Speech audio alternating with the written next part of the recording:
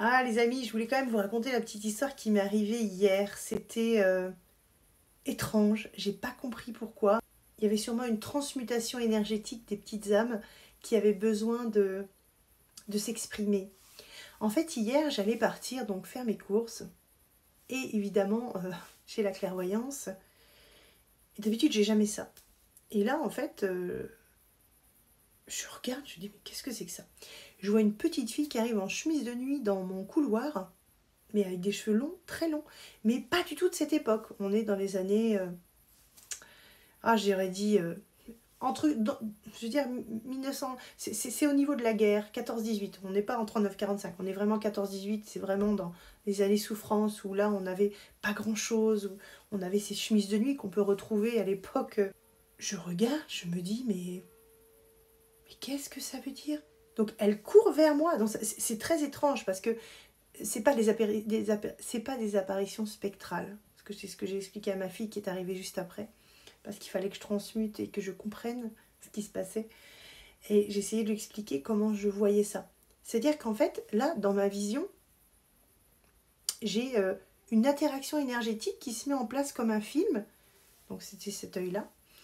Et là, en fait, j'ai une petite fille qui court vers moi, parce que moi, j'adore les enfants et j'adore, j'ai ce côté rassurant et ils sont toujours, j'apporte beaucoup de lumière.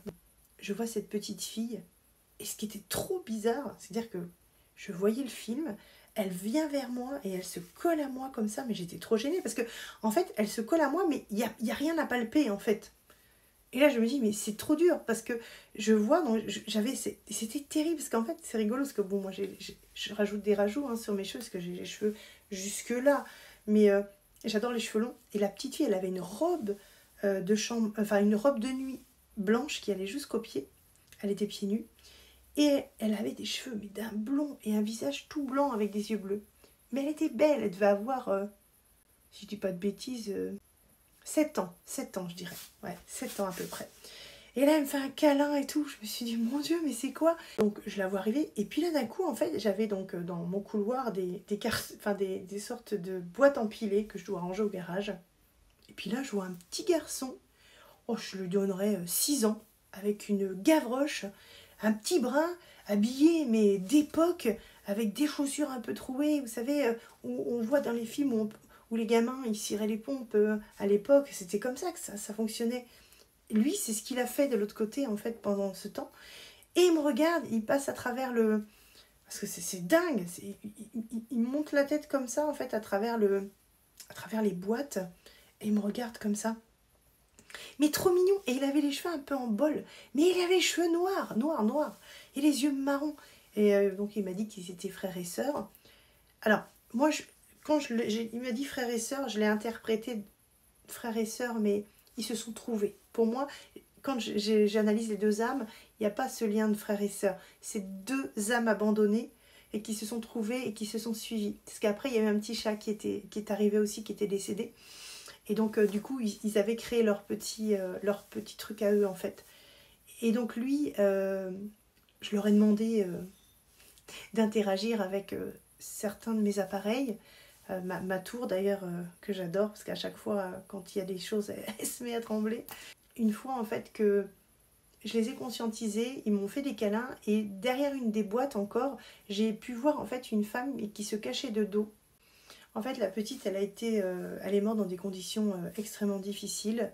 Et en fait, j'ai pu voir la scène. Il y avait donc un petit cercueil. Je sais que c'est triste ce que je raconte, mais c'est ce que j'ai vécu hier en tant que médium. Donc j'aime bien raconter les histoires aussi que je vis. Il y avait donc le cercueil, et en fait, il lui avait mis une sorte de chemise de nuit blanche avec ses cheveux bien posés. Et j'ai vu un papa avec une barbe, mais je vois la guerre, je vois beaucoup de choses. Elle avait été tuée, cette petite. Et en fait, elle n'a jamais retrouvé sa famille. Et en fait, ils sont repartis, en fait, parce qu'il y avait une dame qui était là, qui était cachée derrière mes caisses. Et on voyait un champ de châle avec plein de petites fleurs vertes. Et elle se cachait, en fait, comme si elle avait encore sa conscience était encore là. Elle savait que moi, je pouvais l'aider, mais elle n'osait même pas se montrer à moi. Et après, donc moi, il fallait que je parte faire les cours. J'étais un peu perdue, je ne savais pas quoi faire. Je n'ai pas... D'habitude, je continue à conscientiser, mais là, je n'avais pas le temps, sinon le magasin aurait fermé. J'ai des enfants, il faut qu'ils mangent quand il manque certaines choses, quoi. Et en fait, j'ai été très affectée émotionnellement sur le coup parce que je me dis derrière, souvent on se dit que nos enfants, quand on les laisse et qu'ils partent de l'autre côté, il n'y a personne pour s'occuper d'eux. Mais en fait, de l'autre côté, on n'a pas besoin de manger, on n'a pas besoin de boire, etc. Et c'est notre âme, en fait, qui continue derrière à se débrouiller. C'est comme un jeu vidéo où les petites âmes, en fait, c'est pas dire qu'elles manquent de quoi que ce soit, mais elles arrivent bien à se débrouiller quand même derrière. C'est-à-dire que ils sont dans un environnement flottant, un peu paisible. Parce qu'elle, souvent, en fait, quand je la captais, je voyais ses yeux qui partaient. C'est impressionnant, hein, je vous dis, et des fois, j'avais ses yeux qui partaient et son énergie était très légère. Comme si elle allait partir sur un plan énergétique, on appelle ça du passage en lumière, mais c'est pas comme ça que ça fonctionne, c'est des passages sur des plans énergétiques pour qu'ils puissent aller vers autre chose en fait. Mais souvent les gens l'appellent des passages en lumière, mais c'est pas du tout comme ça. Elle était comme ça, elle était entre les deux, et je voyais des fois ses yeux qui partaient, elle avait pas ce côté conscience que le petit garçon avait. Lui, il était carrément en conscience, il se débrouillait et tout ça. Mais ça faisait pitié parce que j'ai vu leur mort à tous les deux et ça fait partie de la guerre. Ils ont été assassinés, hein, je vais le dire comme ça, je ne vais pas vous donner le détail hein, parce que c'était assez violent quand même sur des enfants, ça fait un peu bizarre. Et du coup, en fait, je suis partie, après faire les cours, j'ai laissé les petites âmes, j'ai enlevé ma conscience de ces petites âmes et quand je suis revenue, je ne les ai pas revues. Par contre, on avait demandé le soir, cet après-midi-là, à ma fille, on leur avait demandé si vous êtes là, on a 2 lampes qui s'allument, mais vraiment avec des... C'est très léger, il n'y a même pas à frotter, ça s'allume. Et en fait, le soir, on a retrouvé, et ma fille est venue me voir, toujours ma lampe LED.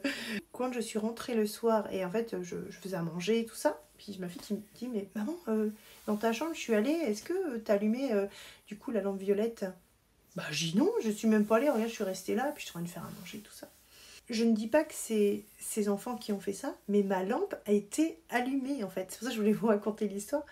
Comme si ils étaient passés par là pour enfin réussir à allumer. Parce que sur le coup, quand je leur demandais d'allumer, je voyais en fait que leur énergie n'était pas assez forte pour pouvoir atteindre.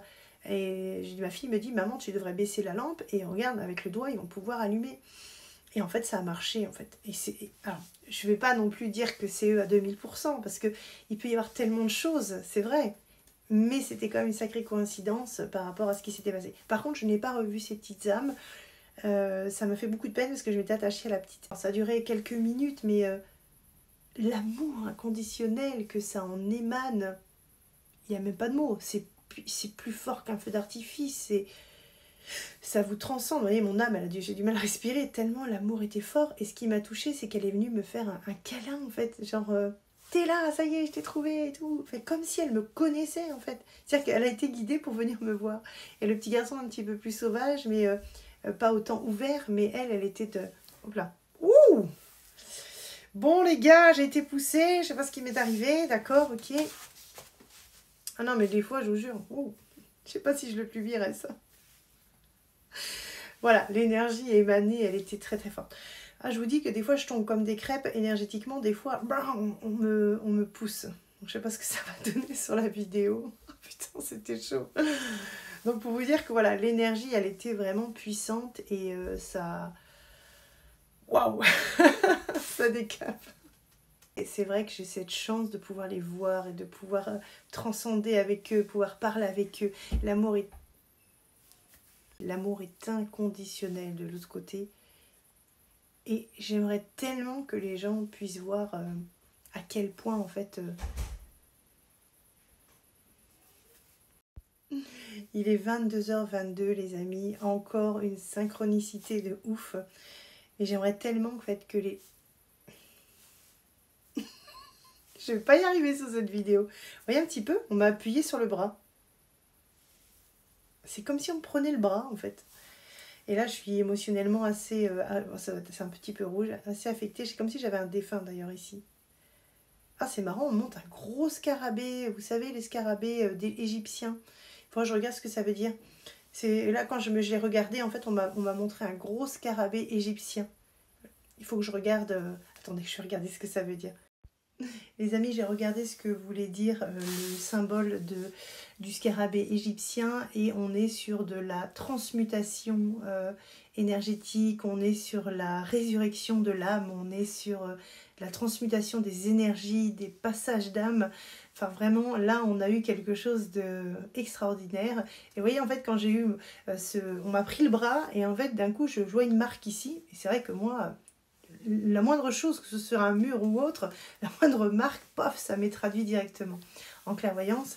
Et là, en fait, on me montre dans ma conscience un scarabée, en fait, directement. Et on me parle de l'Égypte antique. Donc, il y a une grosse reliure avec l'Égypte antique dans mes énergies qui permettent justement la naissance et la naissance, la mort, la résurrection en fait. C'est très très beau, merci à mes guides pour ce beau message et je suis en renaissance, en transformation, transmutation aussi énergétique, donc ce qui permet aussi d'avoir beaucoup d'informations et de pouvoir vivre tout ça dans quelque chose de fou.